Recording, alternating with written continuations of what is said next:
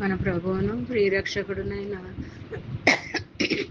యేసుక్రీస్తు శక్తిగల నామంలో మీ అందరికీ శుభములు. ప్రియమైన దేవుని బిడ్డలారా, మరి ఎలా ఉన్నారు? గతించిన దినమంతా కూడా ఆయన రెక్కల నీడలో నన్ను మనందరినీ కాపాడి మరొక నూతనమైన దినంలో మనల్ని ప్రవేశపెట్టిన విధానాన్ని బట్టి మరి ఆయనకి వందనాలు చెల్లించుకుంటున్నామండి. మరి ఈ దినము దేవుడు మనకిస్తున్న వాగ్దానం రూతు గ్రంథము 3వ అధ్యాయము 11వ వచనం. భయపడకము, నీవు చేసినదంతయు నీకు చేసేది, నీవు చెప్పినదంతయు నీకు చేసేదను. ప్రియమైన దేవుని బిడ్డలారా, మరి మనము దేవునితో ఏదైతే ఒప్పందం చేసుకుంటున్నామో, ఏదైతే చెప్పుకుంటున్నామో, దేని గురించి అయితే మొర్ర పెట్టుకుంటున్నామో, ఏ విషయం నిమిత్తం అయితే మనం బాధపడుతూ ఆయన సన్నిధిలో విలపించుకుంటున్నామో, మరి ఇదంతా కూడా ఆయన వింటున్నాడు. మరి వింటలేదని మనము దిగులు పడిపోతాం, బాధపడిపోతాం, మరి ఎంతో వేదనతో ఉంటాం అనమాట. కానీ నువ్వు అలా ఉండొద్దు. దేవుని సన్నిధిలో పెట్టే ఎంతవరకే. ఆ తర్వాత ప్రార్థన చెయ్యి.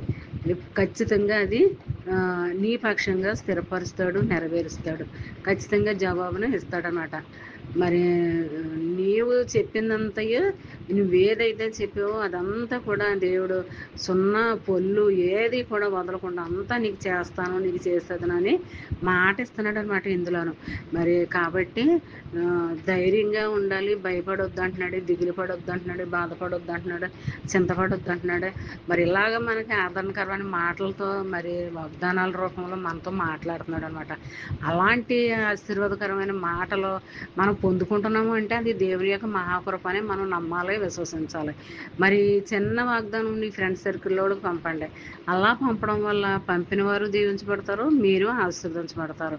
మరి దేవుని దగ్గర నుంచి ఒకసారి ఇవ్వబడిన ఆశీర్వాదాలు ఎప్పటికీ వెనక్కి పోవండి, తగ్గిపోవు. అలా అంచెలంచెలుగా కుమ్మరిస్తూనే ఉంటాడు. మరి దాన్ని పొందుకోవటానికి మనం సిద్ధపడి ఉండాలి. ఎలాగంటే వాక్యానుసారంగా, ఆజ్ఞానుసారంగా మనం నడుచుకుని జీవించినట్లయితే ఖచ్చితంగా వాగ్దానాలు మన పక్షంగా స్థిరపరుస్తాడు, నెరవేరుస్తాడు, జవాబులు అందిస్తాడు. జవాబులను పొందుకునేలాగా దేవుడు మనల్ని చేస్తాడు, సిద్ధపరుస్తాడు. ఇలాంటి దీవెనకరమైన ఆశీర్వాదకరమైన వాగ్దానాలు దినమంతా మరి మనకి ఇస్తున్నాడు అంటే దేవుని యొక్క మహాకృప అని మనం నమ్మాలి, విశ్వసించాలి. ఈ దినమంతా ఈ వాగ్దానం నీ పక్షంగా, నా పక్షంగా, మనందరి పక్షంగా నెరవేర్పు కలగాలని కోరుకుంటూ, గాడ్ బ్లెస్ యు.